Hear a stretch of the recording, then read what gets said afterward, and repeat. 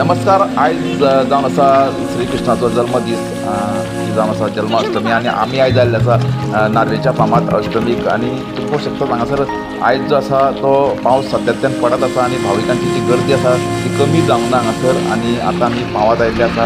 आमकां जी गाडी आसा ती खूब पयस लावची पडली. हांगासर ज्यो ट्राफीक आसा ते खूब जाम आसा, ताका लागून ट्राफीक पुलिसांनी आमकां 2 किलोमिटर पयलींच हांगासर आमकां गाडी दवरची पडली.